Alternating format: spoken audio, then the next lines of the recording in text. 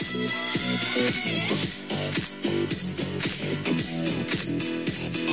watching EDFL Web TV from Essendon Ford, brought to you by the Sporting Globe, 690 Mount Alexander Road in Moonee Ponds. Adam, we took the EDFL's new commentary van out to East Sunbury at the weekend for the match between the Thunder and the Burnside Heights Bears. You're seeing a little bit of the interior and exterior shots of our vantage point for the game.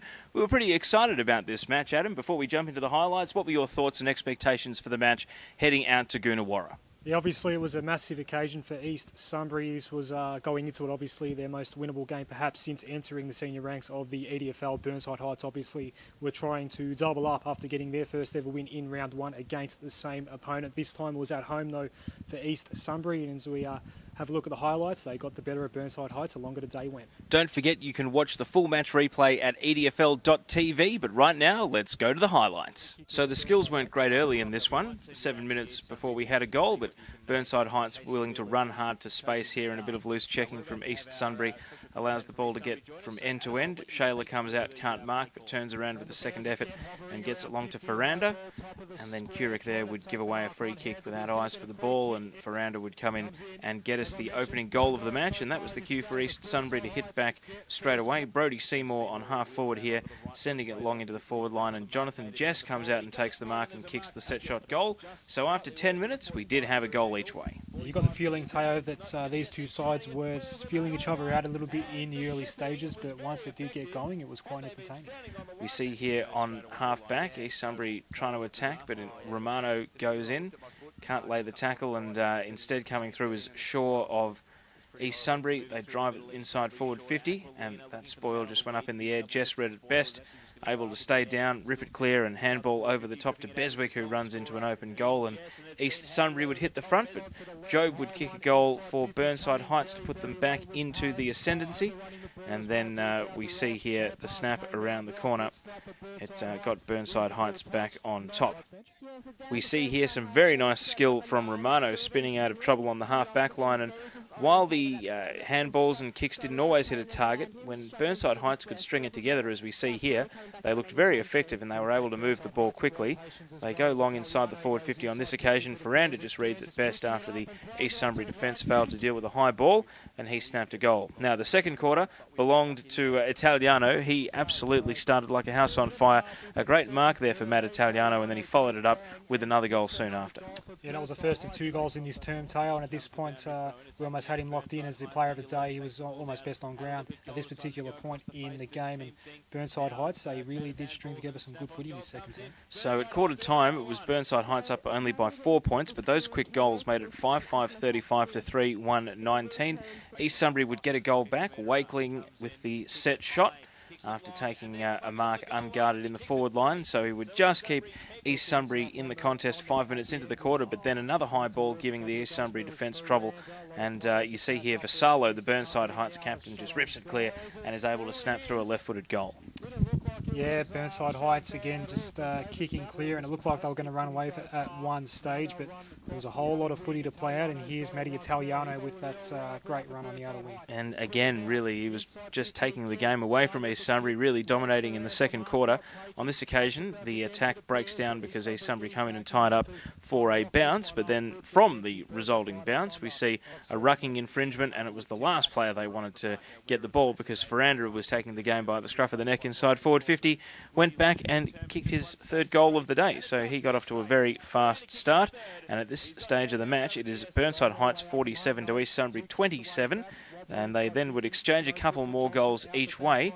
And Burnside Heights, well, it just seemed as though as they were trying to break away with the game, East Sunbury would kick the key goals to hang in the contest. Seymour goes forward here, and then it is moved on again by Beswick to Jess, and this banana goal actually kick-started a little run for East Sunbury. Got 3 goals in the second term, Jonathan Jess, and you're right, Teo, they did come back very hard, East Sunbury, in the latter stage of the term. So that goal was in the 22nd minute, and now we're in the 25th minute during this good little East Sunbury run. Bain keeps the ball moving forward, and Wakeling is able to come out, but he drops the mark initially. But look at the second effort here, catches the Burnside Heights defender holding the ball, and he went back and kicked a goal after a 50-metre penalty walked him to the goal line. Jess there takes a juggling mark, but he can't put East Sunbury in front at half-time. His shot falls short and is rushed through for a behind. So at the long break, it was Burnside Heights 8-8-56 leading East Sunbury 8-5-53. We move on to the third quarter now, and we see again another juggling mark, and this was Kuipers, who rucked and played forward and had a very effective game. Yeah, you're right, Tayo was quite an imposing figure on the ground and ended up kicking 2 goals for the game, both in the second half. Now, Wakeling loved this pocket to the northern end of the ground in the third quarter. He just seemed to lead out that way every single time, and he found his range. Look at that set shot. He's only about 5 metres in from the boundary line, and he slots that one and just really tries to rev up his teammates with a bit of celebration as well. Shaw then sets up Jess here. He comes out and takes a very good contested mark on the lead and would go back and convert once again. So East Sunbury making a little bit of a run at this point, and they actually opened up a lead 65-57, but Burnside Heights would stay in the match. We're only 7 minutes into the third quarter at this point, and you see a tumbling, bit of a chaotic attack, and Ferranda was awake to it and socked through for a goal. He kept pouncing on those opportunities for Ferranda all day. We've seen already he's snapped a couple of goals through, and the game really opened up. So we really enjoyed this third quarter, and Burnside Heights on the attack again. Now, we cited this at the time. It was a confusing kick, the banana, because it actually worked out perfect for Aidan Smith to run onto the ball at full speed and then feed it back inside forward 50 to that favourite pocket of James Wakeling. He came out, took the grab, and having already kicked one from that sort of angle in the third quarter, he did it from an even tighter angle on this occasion. And then Wakeling comes out and takes another good mark. And just look at it kick off here. Richardson and Podger got into a bit of a Barney, and then there was even some suggestion that he might have just leaned in a little bit stupidly there. Not quite a headbutt, just a little bit of misbehaviour. We thought it was going to be a sending off, but it was just a report, so he was allowed to return to the ground. But things really were starting to fall apart for Burnside Heights at this point. It was all happening very quickly, and Wakeling goes back to kick a goal, and this made the margin 27 points. This is when the momentum really started to build there, as you could tell from that celebration. The home crowd, which was quite large, Tayo, we're told. It was the biggest crowd East Sunbury's ever played in front of at home, and they really started to get up and about at this point. And the players were feeding off it too. Look at the tackling and the pressure. Bain here comes across and just intercepts a shallow clearance out of defence and sends it back with interest. Jess can't take the mark, but they had so many players running forward of the ball, and Shaw there is able to rove it off Jess's drop and put it through for another goal. It's 96-63 at this point, but Burnside Heights would kick the last 2 goals of the quarter just to stay in with a little bit of a sniff.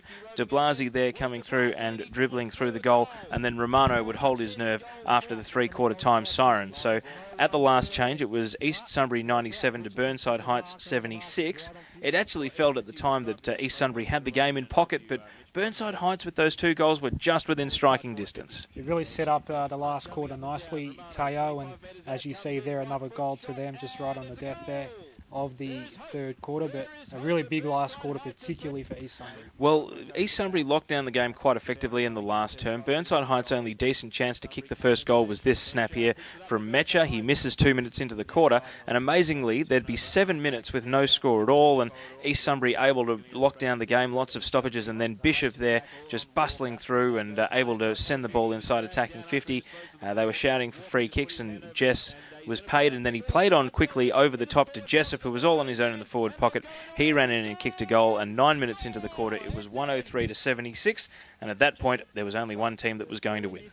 Yeah, you're right, Tayo. That wave of momentum was just unstoppable, and Burnside Heights could not find a way to handle it, and the pressure was really good as well, but they did snag one here. Lynch kicks a goal, so it's back to 21 points at the 11-minute mark, but as if they needed the warning, East Sunbury just had the sense of the win so close, and a minute later they go back down the other end, and Wakeling there able to run onto the end of Seymour and Singles passes and snap through another goal. And then 14 minutes into the quarter, it was party time at this point, because East Sunbury would drive it long inside the forward 50, and that 2-pronged attack, they kicked 13 goals between them. Jess couldn't mark, does bring the ball to ground. Jessup gets it out of there, and Wakeling, well, thought about the handball, then turned onto his right foot and snapped his 7th of the day. Yeah, it was definitely party time at this point, and James Wakeling, a very deserving player of the day, Tayo, and just could not miss. He was dead-eye dick in front of goal. Jess would ice the cake with a snap goal here. Burnside Heights would get a couple back to trim the margin, but at that point it was actually 127-82, and East Sunbury firmly in control.